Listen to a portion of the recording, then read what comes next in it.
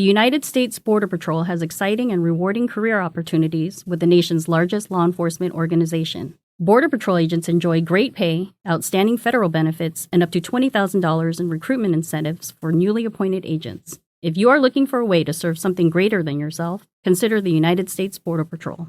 Learn more online at cbp.gov/careers/USBP. That's cbp.gov/careers/USBP. Welcome into The Verge, a show which covers the Baltimore Orioles minor leagues. The Verge is part of BSL Radio. Baltimore Sports and Life is dedicated to analysis and discussion on the Orioles, Baltimore Ravens, and the University of Maryland. The site has a team of writers providing coverage of those teams and houses live streaming content weekly. Join the conversations at the message board, like BSL on Facebook, and follow BSL on Twitter.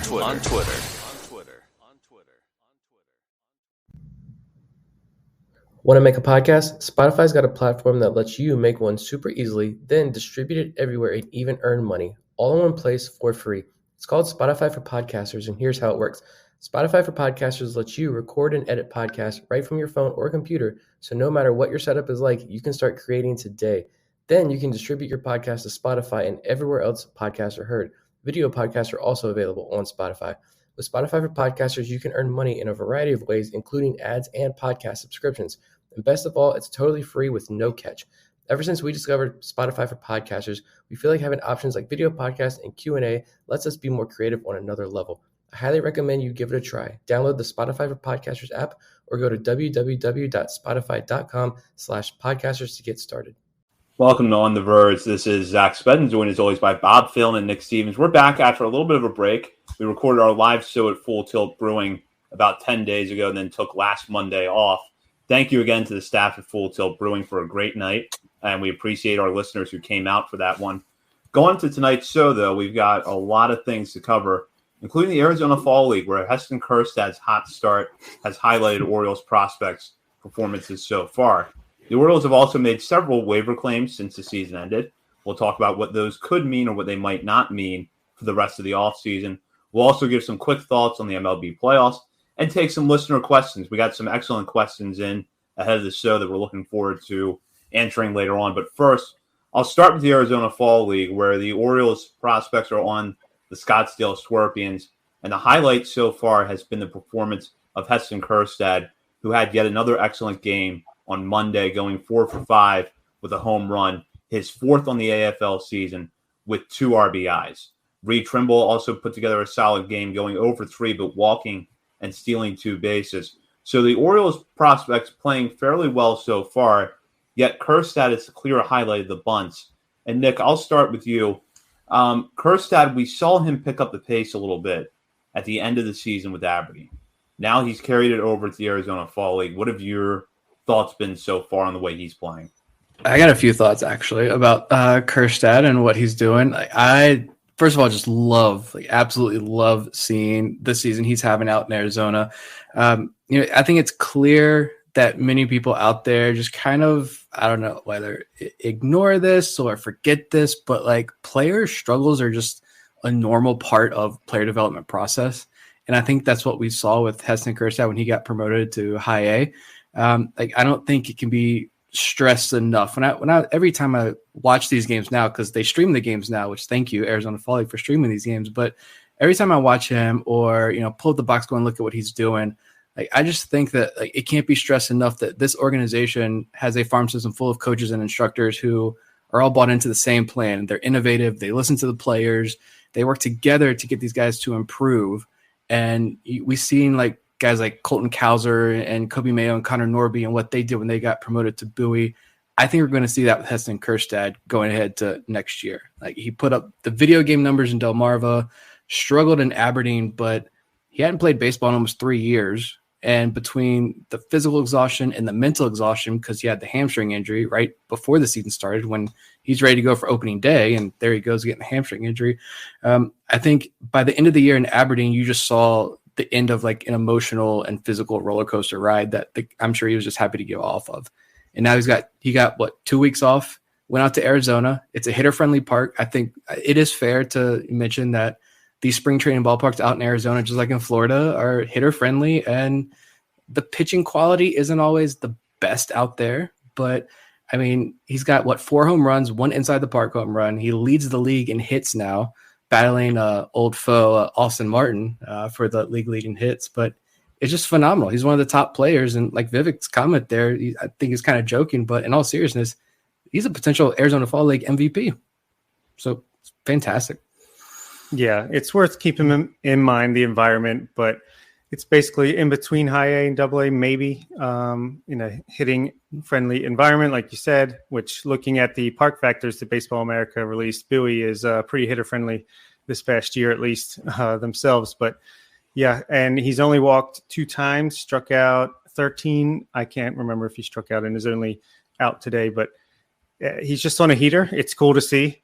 But the thing that sticks out to me is that he's played in pretty much every game. Meanwhile, guys like Cesar Prieto and Reed Trimble have been basically alternating games. I think Kjerstad's sit out 1 game so far on the season, but he's getting every day at bats. He leads the team in at bats with 47 now. And yeah, it's just fun to see him go out there, get his name back in the public just atmosphere. I think just get that he's back, he's healthy, he's playing, he can perform like he was expected to when he was drafted, and we'll see how he finishes out the season, but it's got to be a confidence boost to say the least. Yeah, absolutely. And Bobby, I know you were saying at the end of the season that you could see Kjerstad starting next year in Bowie, and that was before he went to the Arizona Fall League and got off to the start. So you have to feel now like it's pretty likely that we see him in Bowie's outfield on opening day. Yeah, I think so. At this point, I'd be surprised if he wasn't starting in Double-A Bowie, especially if he just continues what he's doing. Obviously not to this extent maybe, and has a nice spring training. He should get some time at Major League camp, kind of like John Rhodes and all those guys did, Colton Cowser last year. So, yeah, I think it's a pretty safe bet, and sometimes being an optimist pays off. And I think that with the way the Orioles look at things, they're going to see the way that he has hit in Arizona, if he's able to keep this up, which I think he's going to. And the fact that he finished strong in Aberdeen, he hit well in the playoffs for them.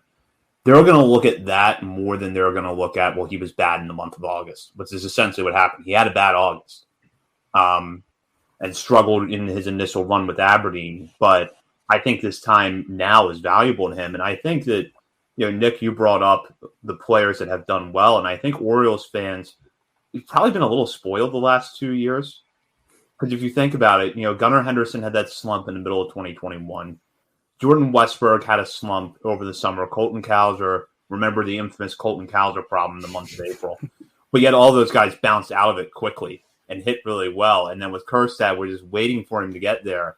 And then he finally goes out. He puts up video game numbers in Delmarva and then struggles with Aberdeen. And we're not always used to seeing that with the Orioles prospects anymore. But it is a normal part of development. Yeah, let these guys fail. It's okay if they fail for a week. It's okay if they fail for a month.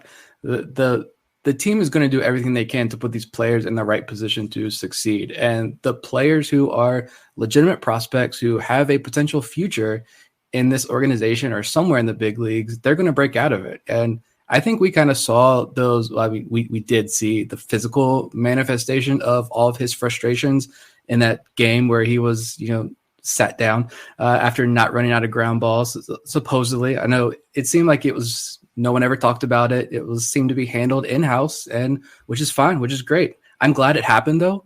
If that was the issue and that's why he was benched and there was a little thing there, I'm glad it happened because I went back and looked, and actually before the incident, he was hitting 22 games before the incident, 21 games after the incident. So same number of games. Beforehand, he was hitting 190 with a 600 OPS and a WRC plus of 65. So not very good at all.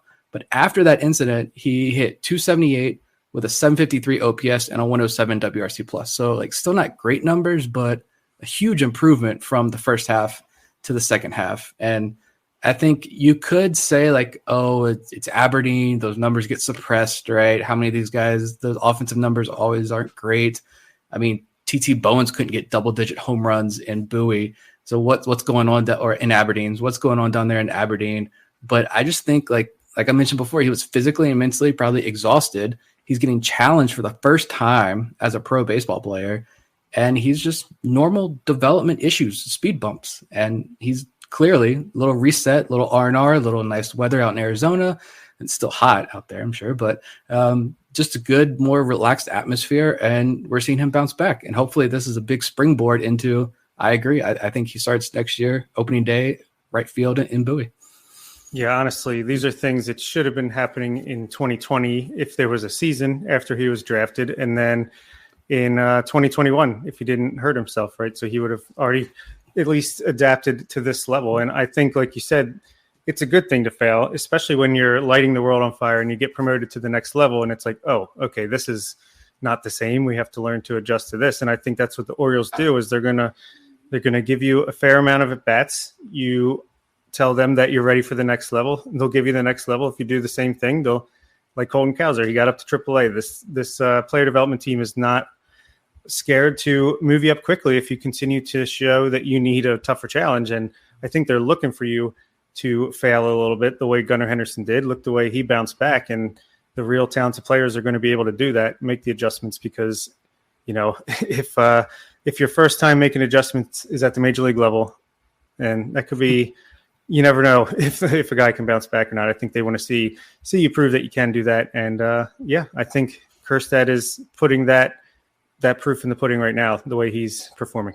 Focus on some of the other players who are out there now. And statistically, when you look at the baseline numbers, some of these performances don't jump out at you as being great. But one thing to remember, especially with the pitchers, we just talked about how hitter-friendly that environment is in Arizona. And then you have, on top of that, a lot of small sample sizes that could skew things one way or the other. But I did want to mention Noah Denoyer. Struck out 4 batters in 4 1/3 innings work today to get the win. And that should bring him up now to 12, I believe it's 12 strikeouts in 11 innings, which is solid for him, especially coming off the season that he had. Nolan Hoffman has 7 strikeouts in 5 2/3 innings with just 1 walk. Easton Lucas has been pretty solid to this point. So you're seeing some of the pitchers play well. And then the hitters on StatCast data, Saturday night, I believe, they were playing at Chase Field. We had StatCast data for that game. And one of the hardest hit balls of the night was from Cesar Prieto. Yeah. So my thing with Prieto, I got some thoughts about the pitchers as well, and a question about one of the pitchers, mainly who is he? But Prieto, like, he's got a couple triples. He had a good day the other day. I think his last game he played, he only seems to play like every other day or like every third game. He hasn't gotten a lot of time so far, but you mentioned the hit. It was one of the hardest hit balls of that game. So that was good to see, over 100 miles an hour. But I'm just kind of, he's still not drawing walks. That was something he didn't do at all in the regular season with Aberdeen and Bowie as well. But like, as I watch him play, and then I think about, the future, of course, everybody wants to point to, all right, what's next for Cesar Prieto? I'm kind of looking at like, where does Prieto fit in? And I'm honestly just kind of shocked that they sent him there, because if you look at Prieto's splits in the regular season, it just got worse and worse and worse those last like 3 months of the year.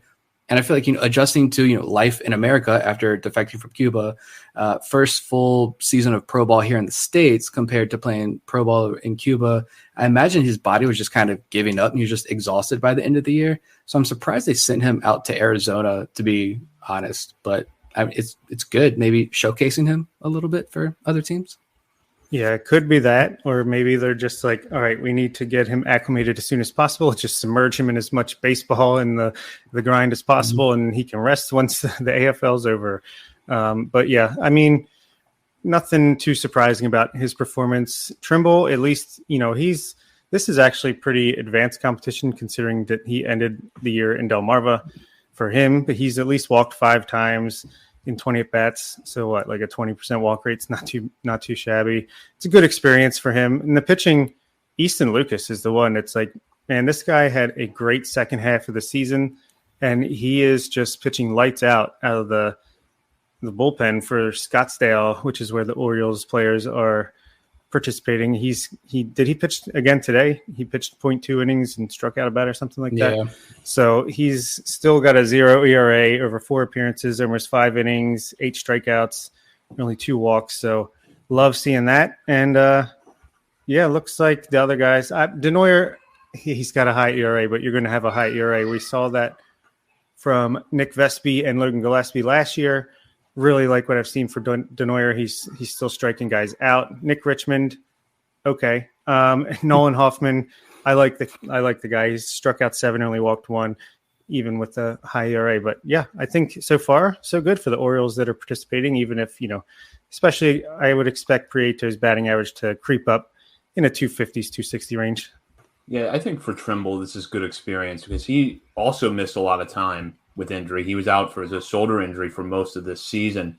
He hasn't played past Delmarva yet, but that you see the raw skill set that made a lot of evaluators high on him coming out of the draft in 2021. So, yeah, you're looking probably at one of Aberdeen's outfielders on opening day next year.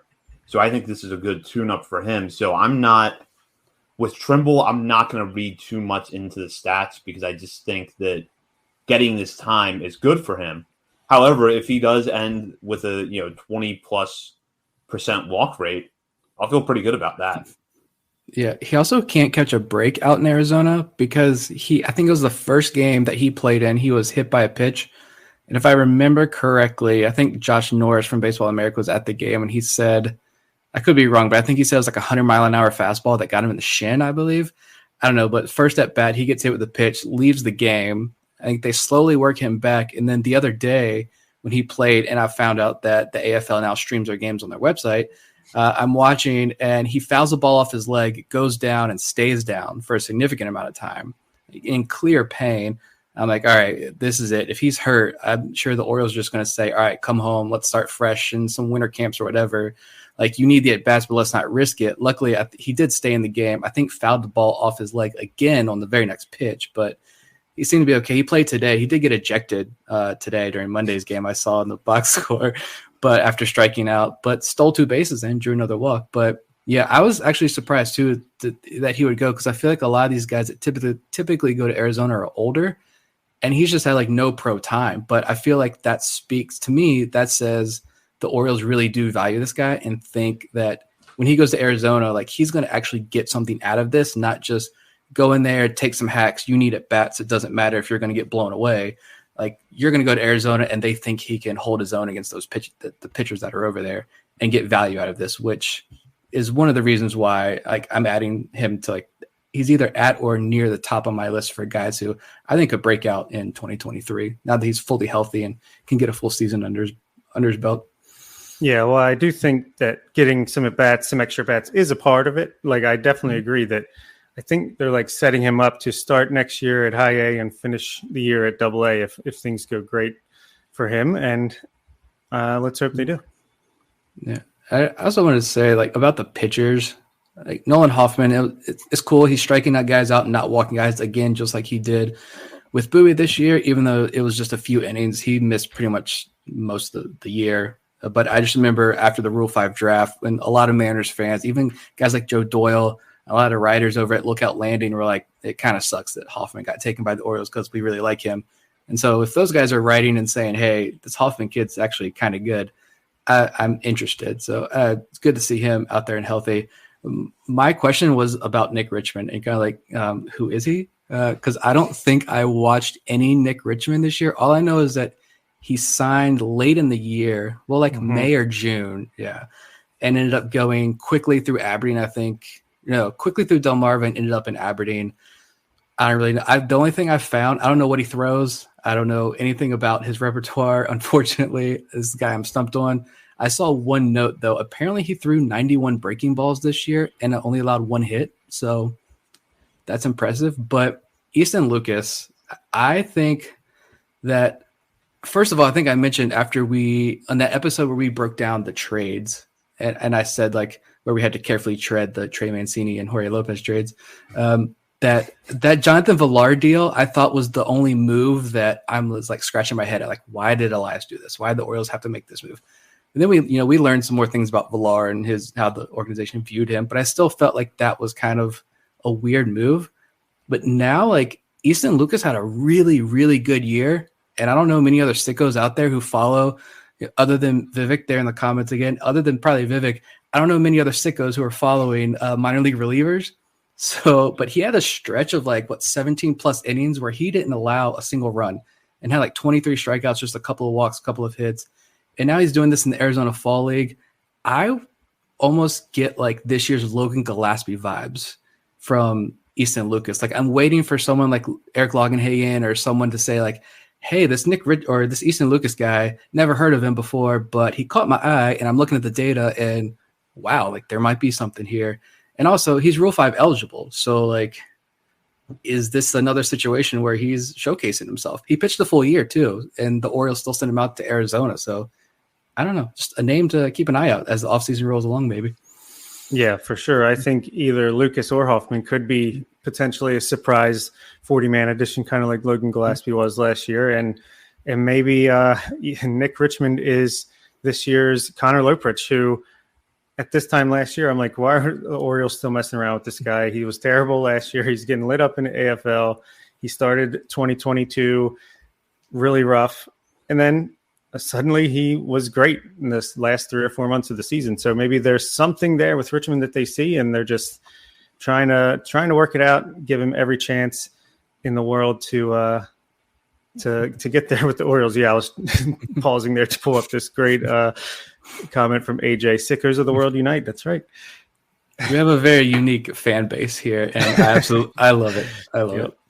Well, what I love, and we're going to talk about this later on, is I think our patron chat has been lit up for the last 2 weeks trying to figure out who the backup catcher is going to be next year. You know that's a different fan base. Yeah, we've got 6 now in the 40-man. The competition is rolling. Yeah, going back to Easton Lucas before we get into the discussion about some of the 40-man roster moves, I could see where he's probably now on that bubble of players you got to think about protecting. I would still put Noah Denoyer ahead of him if I'm making the list, because right that Grayson Rodriguez and Drew Rom are locks to get protected. Joey Ortiz is getting protected. But then you have to, I'm finding room for Denoyer somewhere. But then Lucas and Nolan Hoffman could make things interesting. Yeah, and Denoyer, like you mentioned, the numbers aren't great. He's striking out guys, which is good, but he's got the inflated ERA a bit.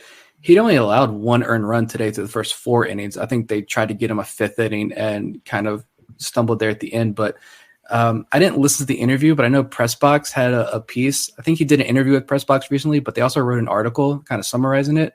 And it said, I didn't realize this, but Denoyer and Dean Kramer went to the same junior college, I think at different times, but so they're familiar with each other, and they were actually COVID throwing partners in 2020, and how Denoyer really looks up to Kramer. And I'm just thinking, like, Dean Kramer had a big rebound in the major leagues this season, like huge turnaround. I'd say that's not a bad guy to lean on. And also, when looking at a guy like Denoyer's numbers, that PressBox article mentioned, and John Muley wrote about this too, like he's developing that sweeper, that patented new Orioles sweeper now. I think a cutter, I think he said, was the other pitch he was working on. He's working on some secondary pitches to go with his really good curveball that we know he has. But he's working on those secondary pitches and trying to get more comfortable throwing those to set up the curveball, help the fastball out a little bit. So this could be an instance where he's out in Arizona and they're just like, throw it. Even if you don't feel comfortable doing it, throw it. If it gets jacked, just hit your spot and let it get jacked. Let it go over the fence. But if you're hitting your spots, that's all that counts. And so that could be an instance where Denoyer enters spring, like, I know I can throw this pitch in that scenario, and we see those results pay off next year. And he's next year's Dean Kramer. I don't know. I think you're exactly right with him, because I still think that he is a lock to be added to the 40-man, even though he's in the AFL and it seems like, oh, he's getting his last chance on there. I think it's more like you said, he's just fine-tuning things. He missed some innings with some minor injuries throughout the year, and he's learned a couple things. So why not use this time to get some game action with it and come into next year just even more ready than ever? So in the short time since the season ended, the Orioles have made a few waiver claims. And what has resulted here is that there are now 6 catchers on the 40-man roster. Should say that technically Robinson Chirinos is still on the 40-man roster. He won't be a free agent until after the World Series concludes. So in the coming weeks, that number is going to drop to 5. But kind of an interesting makeup so far. Anthony Bemboom, who was on the roster early in the season, is on the 40-man right now. Cam Gallagher, who the Orioles picked up late in the year, is there. But then they've also added Aramis Garcia and Mark Colosveri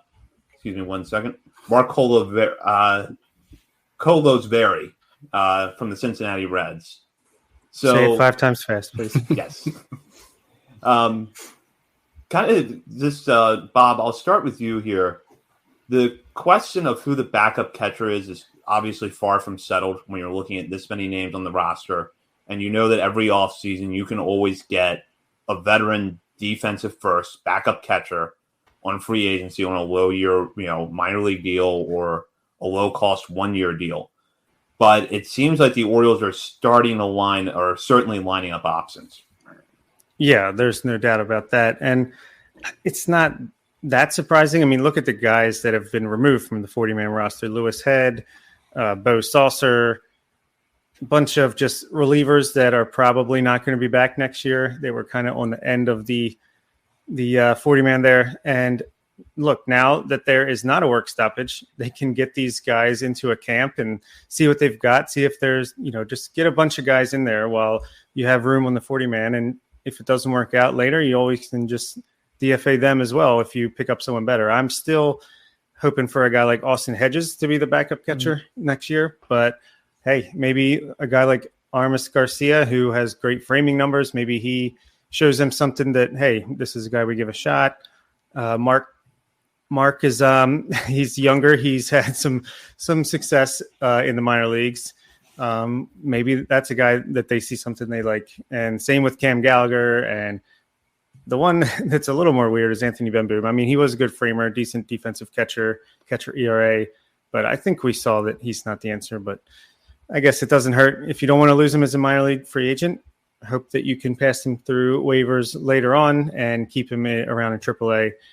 But yeah, I don't know. The backup catcher thing does not get me as excited as it does Vivek and some other guys in our WhatsApp group, but it is interesting the way they're handling it right now. No one mentioned Brett Cumberland in any of this discussion. I don't know if I've seen his name. No, I think these two guys are fine. Stockpile them up. It's fine. Garcia, the most interesting thing I found on him was that he's the second former Florida international catcher that we've brought in. Shout out to JC Escara, who was the other who is no longer catching, but went to indie ball and I think is catching again. But anyway, I don't think either of these guys survives the offseason, on the 40-man roster, to be honest. You can still go out and sign a free agent. I do love the Austin Hedges thing. Guy can't hit to save his life, but I mean, fantastic defensive catcher, perfect backup to Adley. Also, I don't even know if he plays any first base or anything, or if he's strictly behind the plate, but it's fine. I mean, Garcia, since he's on here now, if he does survive, defensively, he's a major improvement over Robinson Chirinos, which I know it doesn't take much defensively to get an improvement over Robinson Chirinos, but one of the top framers in the major leagues last year in that small sample he has. So, I mean, it's fine. He's got options as well. So if he does stick around, I think he has 3 options remaining. So he's got roster flexibility. He's got positional flexibility because I think he does play some first base. So, I mean, it's fine. And Mark, I'm just going to call him Mark too. Mark. I like Mark a little bit more because he's younger and he's more prospect-y. But I think Eric Longenhagen at Fangraphs had him as the Reds' 39th ranked prospect coming into this year. So he'd be our 150th ranked prospect, I think. But he kind of had some good notes in there. The TrackMan data being really good. He barrels the ball at an extremely high rate. Good exit velo data, a little bit above average, and he could see Mark here as a career kind of third catcher, guy you keep around for a long time, and I think that's fine. He could draw walks, good walk rates throughout the minor leagues, but yeah, I think at the end of the day, I don't think it's going to be Ben Boom. He's fine to get a look, obviously, but I really like Jacob Nottingham. I don't think we never talked about him because he's a veteran guy. He's not a prospect, but I don't even think we ever highlighted him on Twitter either, even though he hit 15 home runs this year, but it's he was really good down there for Norfolk. I don't know what he's like defensively. I don't know if you guys know or anyone in the chat knows what he's like defensively. I also don't know if he would want to come back, knowing he'd strictly be Adley's backup. But I don't know. There's lots of options, but I imagine I would my bet is that the backup catcher is currently not on the 40-man roster. One thing that's worth pointing out with Garcia is he is actually arbitration eligible this offseason. MLB trade rumors projects him to earn $800,000. So if Garcia is not non-tendered in the coming weeks, that's probably a good sign for him in terms of how the Orioles see him, probably as part of the opening day roster. So Garcia might not be on the 40-man in a month or so, but we'll see how that plays out. Yeah, I look at the list of catchers that are available this offseason, and it's a lot of very familiar names. You have Sandy Leon out there, Jason Castro, Chirinos will be a free agent, obviously. There are a lot of backup types, and I do think that Austin Hedges would be an interesting fit just because the defense is so good. And although his season was cut short by injury, I do wonder if Roberto Perez is going to enter the mix, because there were reports last year that the Orioles were interested in Perez before he signed the Pirates. And it's easy to see where had he come to Baltimore, he probably would have filled the Robinson Chirinos role. But if he had stayed healthy, probably done a better job of it. So that's another name that I would consider possibly, depending on how his health is. Yeah, that's the guy I wanted last year around this time was Roberto Perez. He was definitely at least up there. But yeah, I'd be happy with any of these defensive wizards that at least Hedges, he can take a walk. He's not going to hit. He can walk, and like Vivek said, he's Shane Bieber's catcher, so why not bring them both in? No love for Gary Sanchez. Nobody wants Gary Sanchez. I see him on the list here. If we need a Trey Mancini DH type, never hurts. No, I love the Hedges. Now I'm stuck on that.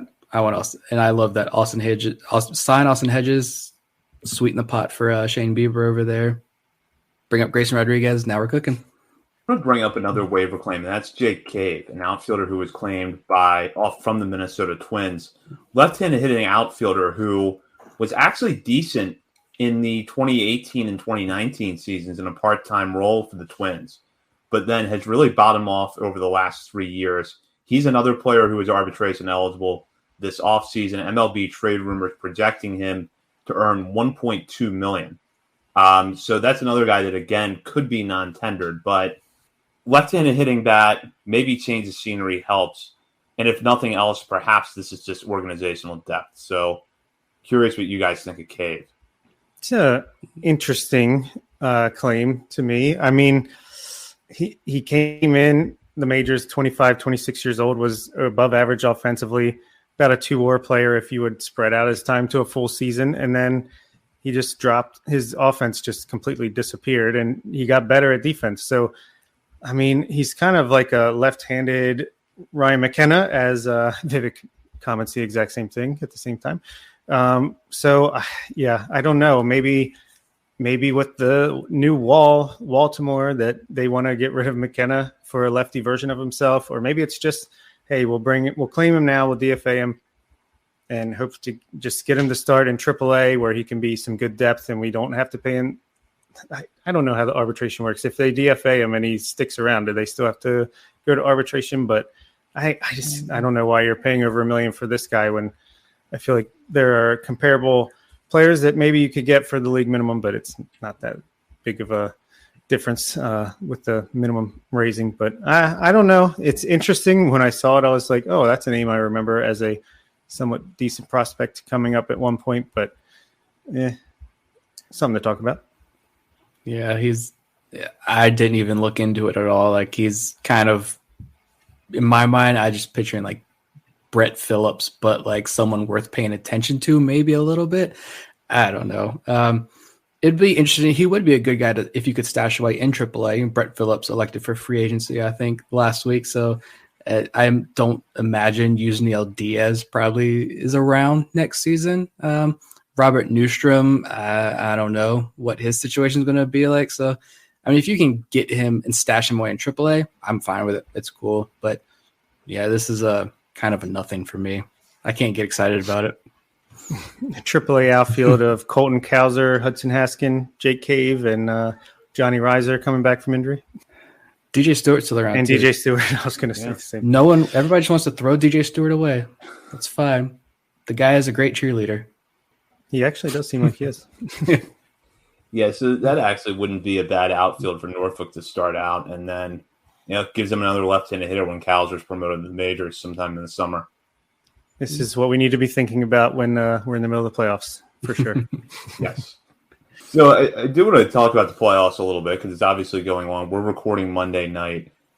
Cleveland and the Yankees, I believe, are still in a rain delay at this point in time, but that contest will decide the winner of that series, who goes on to play Trey Mancini and the Houston Astros. Meanwhile, over in the NL, the Philadelphia Phillies pull off back-to-back upset series victories to get to the NLCS, where they will face San Diego Padres, a team that has had a World Series caliber roster for each of the last 2 years. They're now just 4 wins away from getting to the World Series, but they're going to have to go through a Phillies team that looks pretty good right now.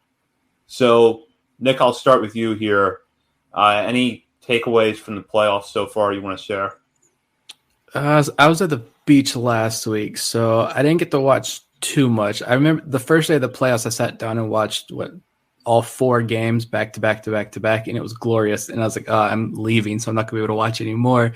But I'm glad the Cardinals are out because I think they're boring. I respect Adam Wainwright and Albert Pujols and all those guys, but I don't need to see Albert Pujols like old man mall walking it down the first base in the World Series. Like, I want to see fun, exciting baseball. That's the San Diego Padres. Like, I cannot wait to watch this Padres Phillies series.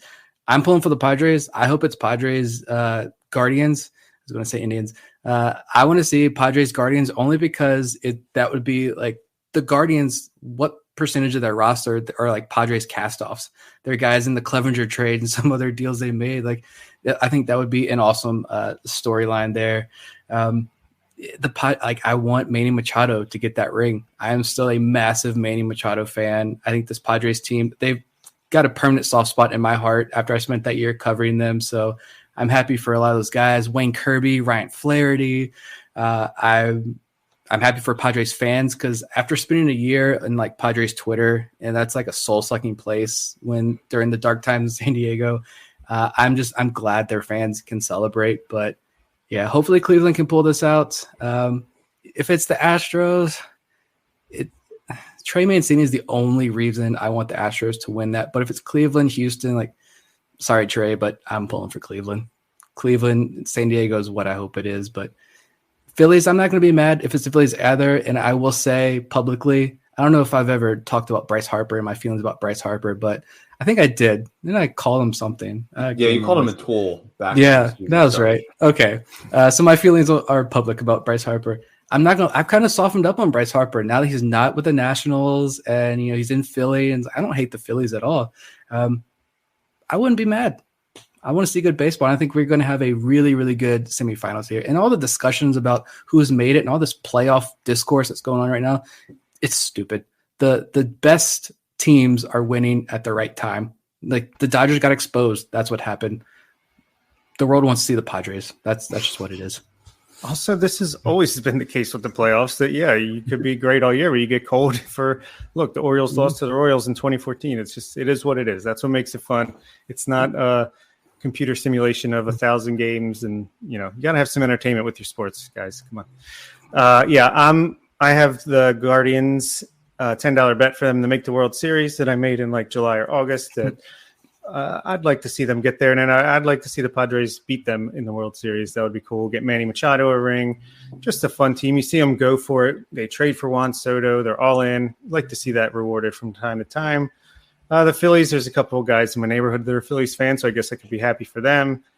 And the Astros, they have Trey, and the more than Trey, like, just to see the Astros continue to succeed, which is like the future Orioles. This is where we're headed. So we're going to be in the ALCS for 5 or 6 years in a row coming up here soon. So hot take. It's just been incredible baseball. That Seattle 18-inning game was amazing. There was so many comebacks and walk-offs. It's been a really fun playoff so far. Just enjoying it. But what do you guys think? The new change, the 2 out of 3 in the wild card round. I thought that the 1-game playoff was going to be hard to beat just with the intensity, but I kind of like the 2 out of 3 better with all 3 games being at the favorite's home field. I don't know. I'm fine with it so far. I mean, ask me in a year when the Orioles don't have a home playoff game how I feel about it. I'm probably going to have a different answer. But for this year, I'm fine with it. I thought that the Cardinals-Phillies series was really good. The Guardians-Rays games were excellent. Those 2 teams could have played 7 in a row, and I would have watched it. So those were good series, and we did get to see that Seattle come back against Toronto. So that was fun. Very. I don't know yet. Yeah, give me another year, and we'll see what happens. I I mean, I guess, it's not that like it's unfair. Like earn the home field games if you want it. But we still, like Zach mentioned, we still saw some fantastic baseball. I remember I was at the beach like in the middle of dinner when the Mariners walked it off, and I'm just like erupted in the middle of our dinner. And like, I'm sorry guys, but that was pretty thrilling. But yeah, I kind of miss, I'm not going to lie, maybe I'm in the minority here, but I miss like that one game. I like the intensity, just one game, give it all you got. Even if I do keep getting like the flashbacks to, the Orioles Blue Jays game, like I like that. But like you said, this playoff series, it's been fun. It's been entertaining. I haven't felt like, oh, this series is a drag, I'm just not going to watch it. Like in years past, there's been some of that. This year, like I'm in tune, and I haven't paid attention to Major League Baseball much at all this year, and I've been like into it. So kudos to these teams. It's just good baseball. Nick, you just brought back a bad memory there. I had to let out a heavy sigh when you mentioned that because, walk-off home run, it involves Ubaldo Jimenez. I remember watching that, and Ubaldo Jimenez comes in the game. I'm like, this is over. This is it. The season ends right here, and sure enough, it did. And there's a lot of that discussion going on with my family at the beach this past week. But and with Buck Showalter, which I don't know, like if we just want to keep talking about these playoffs, but like Buck's move with Joe Musgrove and the ear thing, like that was kind of Buck, what are you doing? That was the only thing I was like, guys, I don't know, Buck. It's kind of weird, but whatever. Yeah, I don't know. Him and bullpen management, they can't go hand in hand. But yeah, I think that 2016 walk-off loss was probably the most defeated I've been in a long time. But we had the Joe Saunders game as well. So we've had the good and the bad in Baltimore in the one-game playoff. But yeah, I don't know. It could be still just as intense if you split the series and go into game 3, especially if the Orioles are home. Yeah, it is better, I will say, than like the NBA and NHL playoffs because I just feel like those are too long, and just everything is going to like game 7, game 7, game 7. Just let's do it 3, 5, 7. I like the way MLB has set it up. I think they're hitting this one right. The NBA playoffs take like 8 months. The NBA season now I feel like is shorter than the NBA playoffs. It does feel that way. And I'm not a huge basketball fan. I loved the Cavaliers Warriors final a few years ago when the Cavaliers won. But it's like it took 6 months from the start of the first round to the finals to get there. And it's like, all right, I can't watch all of this. Yeah, it's like one game, 2 days off, another game, 3 days off. They really stretch it out. So with that, we'll go into listener questions, which so far don't have anything to do with the NBA. And if you're watching us live, and it seems like we got a pretty good group watching us live tonight, and you got a question that comes to mind, feel free to jump in. I'm going to start with this question from Kevin Brown, not the Masson Kevin Brown, a different Kevin Brown. Do you guys think the teams are pulling their starters too soon in playoff games? And do you think the O's should add more multi-inning relievers to combat this for the future? I'll start with Bob on this one. I kind of feel like they're already a little bit set up for this. I don't think it's necessarily that teams are pulling starters too early. I think it's just that, as they have to go more all out to try to get outs, they're not lasting as long. We know the third time through the order, pitchers struggle way more. But the Orioles already have right now guys like Keegan Aiken, Michael Baumann, Austin Voth, Logan Gillespie, and even DL Hall. If he doesn't make it as a starter, he'll be a multi-inning reliever most likely.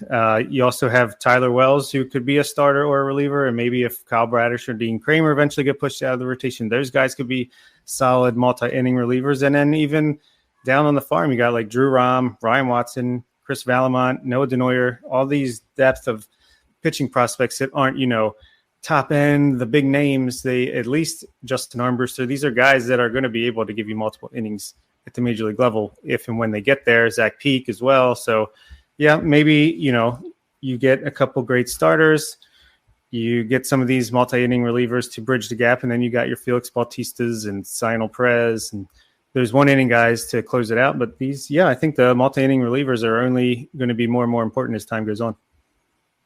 Yeah, I think you hit the nail on the head there. Like, I don't think they're pulling guys like too early. I mean, if you have your ace on the mound, like DeGrom or Scherzer, or I was going to say Garrett Cole, but he's broken. Like whoever, like you got your ace, like, yeah, I want you to figure it out and and go. And I kind of used to be one of like the old guy that yells at clouds, like, you're a starter, go 7 innings, do your job. Like, I want to look at the probables that night and say, yeah, I'm watching that game. Look who the 2 starting pitchers are. Or, for me, like, I got to drive 3 hours if I want to go see an Orioles game live. So it's like, all right, I know this guy's starting tonight. I don't want to get there and then he's pulled after 4 innings because, we're doing this. But I've changed my tune there. Like, I get it. Like, if you can get a guy who can go through the order twice, especially in the playoffs, specifically the question you're asking about the playoffs, if you can get your starter through the order twice, and you can bring in another guy who can do that twice, and then you got your 1 inning guys, that's you set yourself up better for success. With all the data that teams have available now, the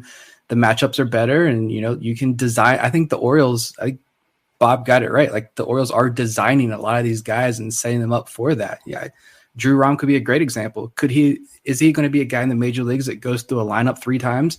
Probably not, but he's got enough funk and weirdness in the delivery. The stuff plays up just enough, and there's a little bit of, the stuff is just good enough to get to a lineup once or twice. That's great, and that's huge value for a team. So, yeah, I do think the Orioles are already setting themselves up pretty well for that scenario next year when we are in the playoffs.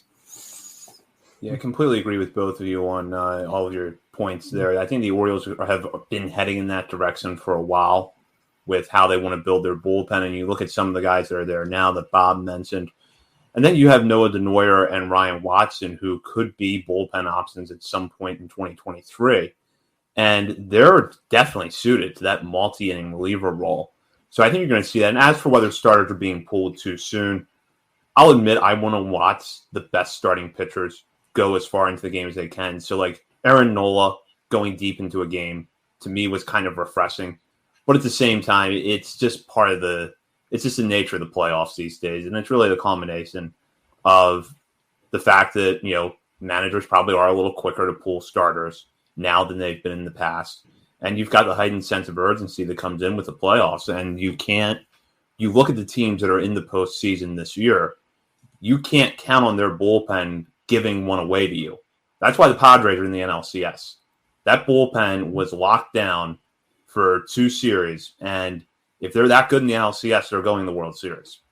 Yeah, who's it? Ranger Suarez or some guy named Robert Suarez, who just out of nowhere has been a beast, and Josh Hader's found his old groove again. So yeah, bullpen's very important, especially in the playoffs. So we'll go to a question from Vivek here, and it's actually 2 questions that are kind of related to each other. Are there any underrated free agents or trade candidates that aren't getting enough attention so far? And also, what is one out-of-nowhere blockbuster trade you would highly consider? And I'll start with Nick. The free agent, I'm just looking at the names now. So sorry, Vivek, I don't have an answer for this. I'm a gambling degenerate, and my focus has been, Bob's got a lot of notes, so I'll just move that. I will say, I don't know, like under the radar, like free agent, like I'm looking at the list of second baseman, and I'm wondering, I don't know about fit, but like, a Colton Wong or Adam Frazier type. I don't know. But blockbuster trade, I did think of a name only because I was listening to a Brewers podcast this morning, actually at work, and Corbin Burns. Don't know anything about that. They were talking about how their episode today was, how are they feeling heading into the offseason? Because, the end of the season kind of stunk for Brewers fans. And I guess David Stearns admitted that he screwed up pretty bad with the Josh Hader trade. So I imagine he's going to be extra cautious, but I don't know, like, where are the Brewers? Are they going into the offseason like, let's build around Andrew McCutchen and Christian Yelich? Who is he good? Is he bad? I don't know. Their roster just seems to be in this weird place. And I think Corbin Burns, I meant to look at this. I think he enters arbitration this year. So are they going to want to pay him what he's due this offseason? And they say, let's save the money. They've got a lot of really good prospects coming up. So, do they save some money, let the prospects come up and learn a little bit, and then go hard next offseason? In the meantime, deal someone like Corbin Burns? I don't know. But if you're talking like sneaky blockbuster, I wouldn't hate it. I would say Brandon Woodruff too, but I went big and said, let's go Corbin Burns if we're hypothesizing here in October. Yeah. All right. I'll start with the trades then. Since you mentioned Brandon Woodruff, who was one of my guys, I did the old trusty trade simulator that's on the internet that everyone loves to use just as a baseline.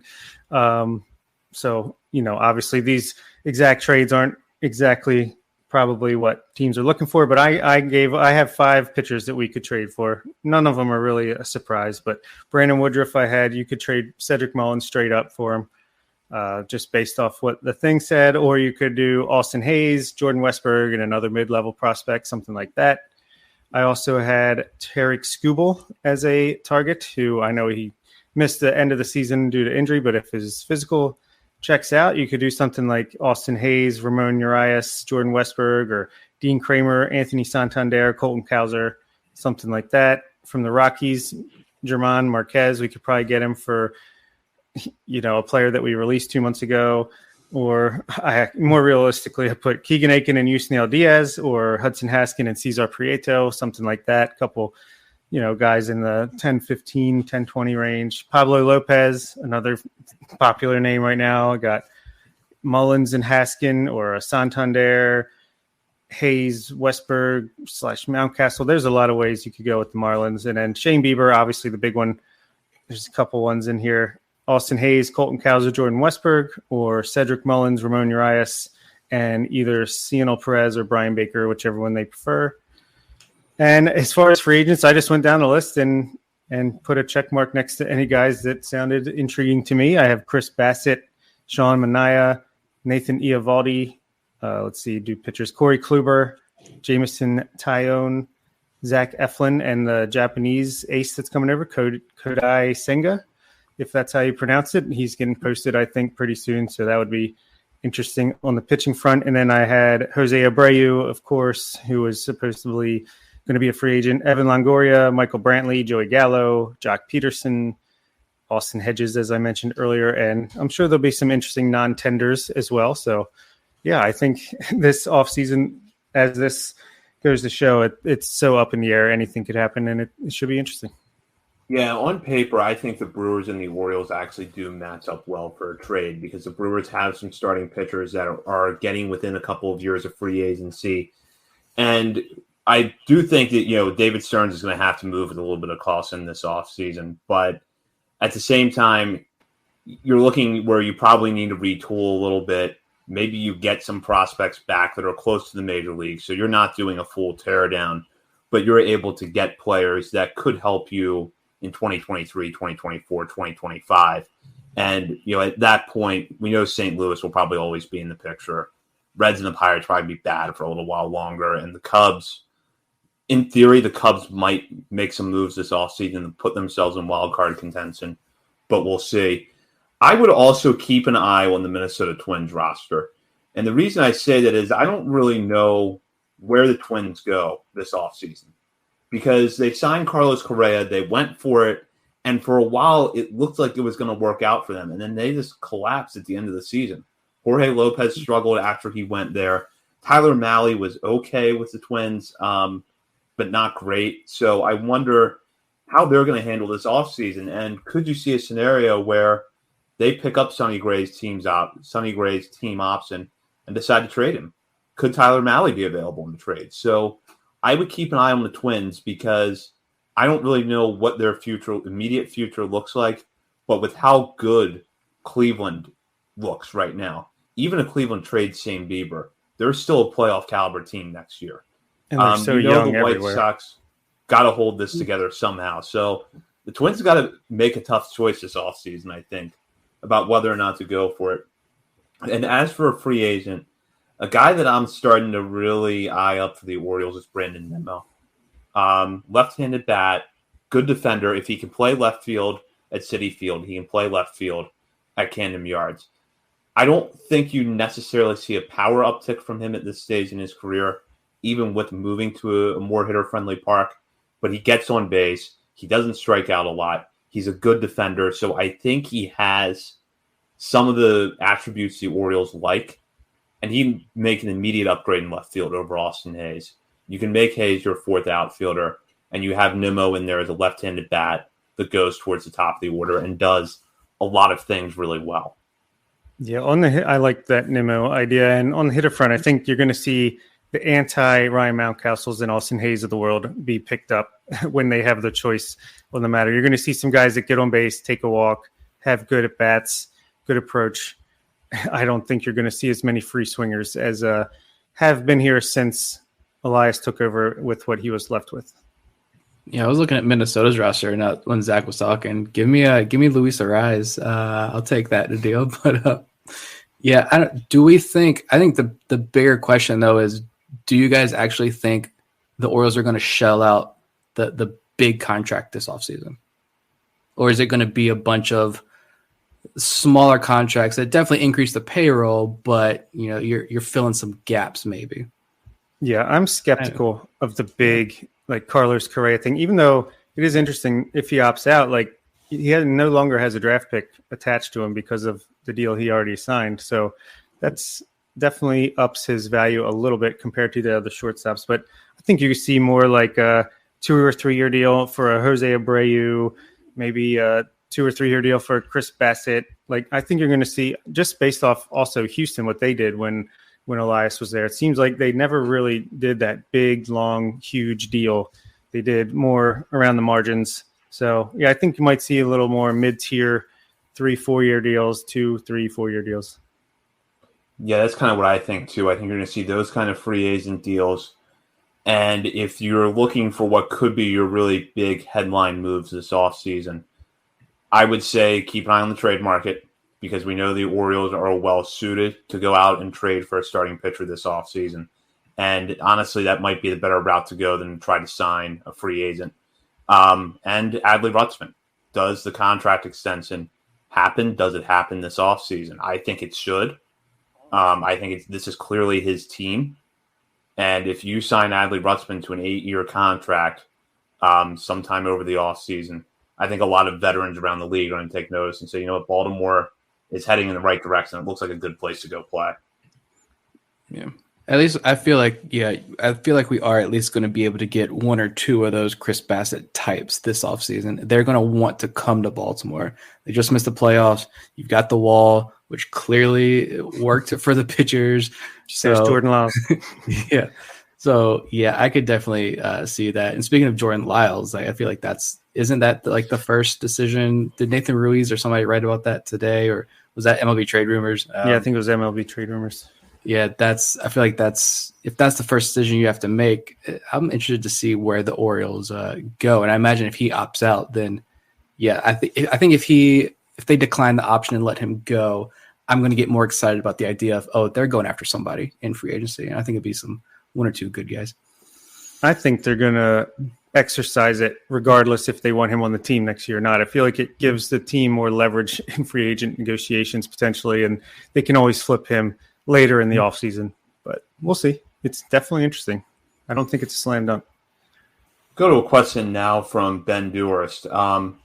With Kyle Stowers, Colton Cowser, and Heston Kjerstad, we barely hear about Hudson Haskin, but he just had a very solid year in Double-A. Is he a legit contender to be on the Orioles 2024 roster? If so, in what role? Or with all of our outfielders, do you anticipate him being packaged in a trade? And I'll start with Bob.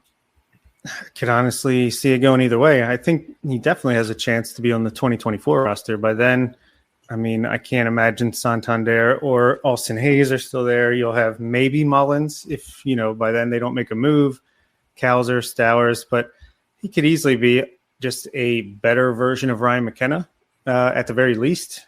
Yeah, I think he could have a role in the team, or he could be a trade asset, whether it's this offseason or maybe you let him get some success in AAA next year and increase his value even more. Yeah, I think he's a very key part of just the depth and what you can do with said depth. You can either let them break out for yourself, or you can let them break out or trade them before they do or before they bust. He's in that range of just complete depth that could go either way. Depends on his progress and what else happens on the team above him. Yeah. It's a tough question. Just last year was his first full healthy season, and we saw more power. I think he had 15 or 16 home runs with Bowie. But also, I think the walk rate and strikeout rates didn't change much. He gets promoted to Double-A, and you saw those numbers kind of stay the same, but the power go up tremendously. We know he can play really good defense, so I think he's a potential. The odds of him becoming a contributor in the major leagues, I think, are pretty high. But his role with the Orioles, I don't know. Yeah, I want to see what happens with this outfield. I mentioned at the live show that I'm no longer an Austin Hayes fan. I don't care if he's on the bench, traded, whatever. I don't care what happens with Austin Hayes, to be completely honest. I kind of really do like Santander a whole lot after the way he ended the year. And Mullins, it's going to be interesting. Teams are going to call about Mullins all offseason, so it'll be interesting to see what happens there. But you look at below, you got Colton Cowser sitting there as well in AAA, but you look below where Hudson Haskin is, and you got guys like Dylan Beavers and Judd Fabian, who I don't know if I can put into words how much I love those two guys now that they're in this organization. So it's like, where does Haskin fit in all of this? I'd kind of lean, to answer the question, I'd probably lean more towards he eventually gets traded. But 4 or 5 years ago, this guy is a top 5 prospect in our system. And now, is he a top 5 outfield prospect in the system? It's just crazy outfield and middle infield depth. And it's going to be fun to watch how all this plays out. Yeah, it is. I definitely see him being a contributor in the major leagues somewhere. As for whether it's with the Orioles, it's easier to see him being traded just because of the amount of depth we have. One thing that I think could be a separating factor, though, is how they view his play in center field. If they think he's a major league center fielder and they can move Colton Cowser over to the left, I think that increases the chances that we probably see him as a starter in the Orioles outfield at some point. However, I don't know that defensively I'd put him ahead of Judd Fabian. And if Fabian continues to develop with the bat, that's probably going to be your starting center fielder down the line. So something to consider. And Dylan Beavers isn't bad in center either, even though he probably projects more as a corner guy. So I think the defense might have to be the separating factor with Hudson Haskin, even though he obviously made big strides this year. Move on to a question now from Eric Garfield. Can we compare Frederick Ben-Cosme's surprising one-season rise over 3 levels to anyone else in recent memory? And I'll start with Nick on this one. I was trying to think, in terms of, here's a teenager who nobody knows anything about, to here's a 19-year-old, still teenager in high A, getting some national attention for his bat-to-ball skills. I can't think of anyone off the top of my head, in the Orioles organization. More recently, we've seen guys like your Stowers and Cowser and other guys play across 3 levels in 1 year, but Gunnar Westberg or whatever, but those are top draft picks. Those are highly regarded prospects. Ben Cosme was literally someone that no one outside of the organization and the few diehards who stalk 18-year-old, 17-year-old Dominican kids on Instagram, not me. That couldn't be. Had no idea who Frederick Ben Cosme was. And then, now you've got, it's do we have something here with Ben Cosme? Now he's in the Dominican Winter League. Hopefully that turns into a good experience for him, and he enters 2023 with even more national attention. So I can't think of anything to his level.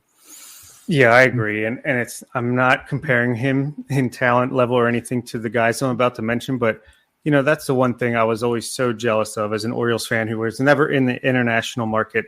You watch the Ronald Acuñas, the Julio Rodriguez, even Jackson Chourio for the Brewers this past season. That's one of the most exciting, out of nowhere prospect who comes, teenager who's killing the ball in low A and getting up to high A, double A at a super young age and look like a superstar in the making out of nowhere. That's one of my favorite things to watch happen. And obviously, like I just said, Ben Cosme is not that level, but he at least gets me excited that, okay, we're finally starting to see these young international guys come in and make an impact. And I think we're just going to see more and more of that as the year goes on here and we get more involved in internationally. But yeah, Ben Cosme, great story. And I think, we talked to some guys after our live podcast, and seems like the organization as a whole is pretty high on him. So continue to see that rise just next year.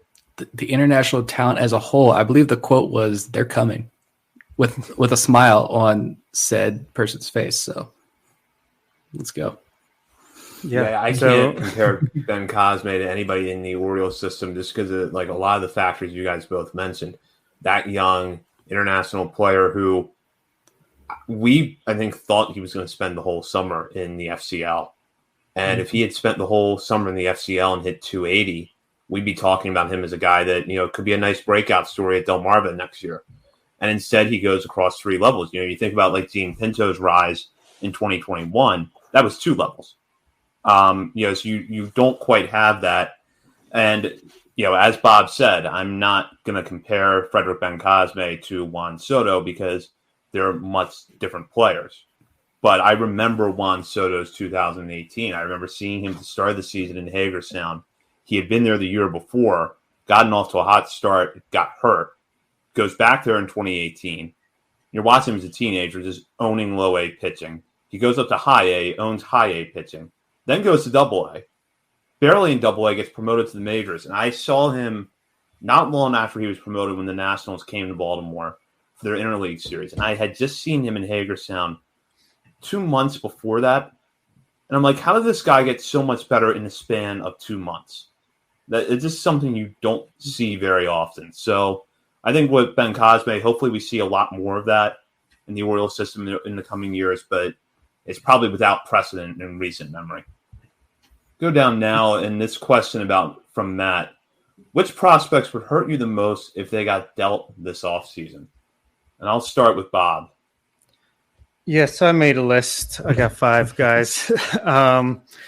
Joey Ortiz, number 1 right now, just because always been a fan of the defense and was ready for that breakout last year, was devastated when he got hurt. And then just the story of this year, the way he bounced back once he got fully healthy, made some adjustments, and just looks like a total stud at AAA to end the year. I'd be crushed, and I wouldn't be surprised if he was dealt, but I really hope he isn't. I want him to be an Oriole when he makes his debut.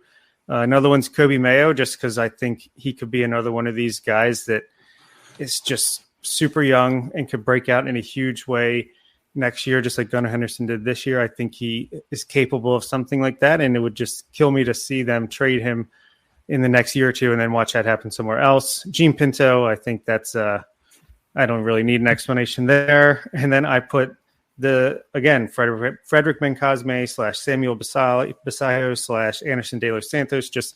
I don't want to see. I think if we did trade those guys, it is a good sign of what the organization is at. But again, I want to see this international crop of players come up and make it a big splash with the team. And then my last one is a little bit of just a personal one. Adam Stauffer, been high on him for quite a while, and I don't know if he's ever going to make it with the Orioles. I think he could eventually make a major league appearance at some point, but I don't know. Just been following this guy, been high on him for a while, so I'd like to see him stick around. Yeah, I didn't put him on my list. I got 2 names that really stuck out, but you went personal there, so I guess number 1 for me is going to be Brendan Hanafy. I mean, I've watched him since he was 12 years old, so of course, I would crush. And I think someone was telling me that there was an organization before the pandemic that was very interested in him, that I would not want to see him go to. But on the top of my list, I got Joey Ortiz for sure, and Kobe Mayo were the 2 that came to my mind. Like I've said for a long time that I think Kobe Mayo is a special prospect. And I, at the same time, though, could easily see how he headlines a trade package at some point. Like that bat, he's so young at an advanced level, immense power, so much potential. The potential is just through the roof. I could easily see how he could be highly coveted in a trade package. And then Joey Ortiz, just because he's a big leaguer. I'd bet a very large amount of money that he's a successful major leaguer for an extremely long time. And you don't see many guys play defense like he does. But, those are the guys who I think just personally I would be bummed. Only for a little bit, though. Like I would honestly get over if any of these guys are traded, because we've invested so much time into covering these guys. And now that we're going on 3 years or so on the show, we've been following a lot of these guys since the day they were drafted. So it's cool to get to know these guys, even personally, getting to know a lot of these guys. It's been so much fun. And so, yeah, it would hurt a little bit to see a lot of these guys dealt. But at the end of the day, like I've been working on this. I'm sitting here watching Luis Castillo pitch for the Mariners, and I'm like, I want that. Like, I trade who you have to trade to get me that in an Orioles uniform pitching for a World Series. So, yeah, we're going to be emotionally attached to these guys, but I think I'm finally at that point where I can see the light at the end of the tunnel, and I want a World Series ring so bad. Yeah, it's just going to be an unfortunate part of the process. Yeah, it's going to be bittersweet for me, almost anyone that's traded from the team. But again, like you said, I mean, the good thing is you get a quality player back in return. You can root for them. And then when they're not playing the Orioles, you can root for the guy that you've been following the whole time and hope he has a good career. So it's all good. Yeah, it's tough in our position, I think, to see any prospect go in that kind of scenario. But I think Ortiz, Mayo, really that infield group of Westberg, Ortiz, Mayo, Norby would be tough to see go. Obviously, Gene Pinto would be really hard on us if that happens. I don't think it will, but it would be really hard on us if that did happen. I want to bring up this question, though, with Joey Ortiz. We're going to hear a lot more this offseason about how taking away the shift is going to affect the way the teams evaluate their infielders' defense. We know that shift or no shift, Joey Ortiz is a big league shortstop. The question that I have is, does that make it less likely he's traded or more likely? Because it could go either way. It really could, because it could be more likely because he's going to be more valuable to other teams, but then it could be less likely because increases his value to the Orioles themselves. So, yeah, I might almost like it causes more problems than it solves. But, yeah, I don't know. Just don't trade anyone. Let's just we can expand rosters to 60, right? Come on. Orioles are going to be that team that we are the homegrown product. No, I mean, you look at the rosters of the teams in the playoffs now. Like, I don't think anyone on that Padres roster was drafted and groomed by the Padres. Like, not a single soul. There might be one or two, but that's it. I'm trying to think off the top of my head. I really don't think there is. But, like, yeah, the Ortiz question is interesting. I would almost think that increases his value to the Orioles. And maybe that gives him a better chance of sticking at short for the Orioles. If that bat can translate to the major leagues, then, would Gunnar Henderson be more suitable for third base? I've always hated the notion of people saying, oh, he's going to be too big and you got to move him to third base. What if he's just better at third base defensively? And you've got a stud defender in Joey Ortiz you can put in at shortstop, then great. It'll be interesting to see how that plays out. Because I was looking at, I kind of mentioned, like, well, if the Orioles bring in that stud third baseman or that stud shortstop this offseason in free agency, then, that starts the ball rolling. Joey Ortiz gets moved, Gunnar Henderson gets moved positionally, like all that stuff. But I don't see that guy coming into the organization this offseason. So maybe Joey Ortiz gets a shot. I don't know. Yeah, and if it's going to increase the value of a Joey Ortiz and a Jorge Mateo, as fun as Mateo is to watch defensively, I feel like I like the potential upside more from Ortiz there. So I'd rather see Mateo moved in that scenario. Imagine an infield defense next year with Jorge Mateo at second, Gunnar Henderson at third, and Joey Ortiz at shortstop. I can. There's not a lot of balls getting through the infield. Be pitcher's best friend, but yeah, we want to improve the offense too. That's why I feel like we can't take up two spots with the no-hit all glove. But I don't think Joey Ortiz is going to be a no-hit the way that Mateo is. But I don't know. It would have been something if Mateo could eventually develop the bat as well as he's developed the glove. But I don't know if I'm buying into it. I do like talking about Mateo. I like what Connor Newcomb said. Shout out Locked On Orioles. I liked what he said at our live show. Something about, like, you look at Ramon Arias. Is he a guy who, if you put on the bench, he's going to come off the bench and give you that big spark late in games and win you a game? Probably not. But Jorge Mateo is. Like, when he made that quote, I was like, all these guys, that quote, and then Andy Casca coming on the Jorge Mateo stand that he is. Like, I'm changing my tune on Mateo. And it's like, yeah, I would not mind keeping Mateo around, but in that bench role, because he could be that explosive late inning substitute that just really changes the season for the Orioles in a lot of key games. Yeah, and I do agree with Vivek that either one of Mateo or Urias will probably be moved either this offseason or sometime soon. And I like Urias too. He graded out really well at third base. He's got a more pop than you might expect. Can hit a little bit. I'd rather see Urias moved in that scenario just because Mateo, especially, he's going to be cheap for a few more years. I mean, that's a spark plug. Yeah, absolutely. And if we don't have any more questions, probably wrap it up here for this week. We will be back with a new episode next week because we are going weekly this offseason. So we'll have coverage of the Arizona Fall League, insight on the MLB playoffs, obviously any moves that happen this offseason. And if you haven't signed up to become a patron yet, you should consider doing so because We're going to have more daily content for our patrons starting again sometime after the World Series. So something to look forward to there. As always, check out BaltimoreSportsAndLife.com for all the latest covers on the Orioles, Ravens, college sports, and more. And hop on the message board there to join and discuss with fellow readers of the site, as well as contributors. And follow us on Twitter at BSL on the Verge. Nick has started to pump out Arizona Fall League highlights daily, and that has been great to see live baseball on our Twitter account again after a short break. For Bob Phelan and Nick Stevens, this is Zach Spedden. You've been listening to On the Verge. That'll do it for this week's episode of On the Verge. Be sure to check out our Patreon page where you can help show your support for the show and get bonus content, including monthly top 50 updates to our prospect list and daily game recaps during the season, and much, much more.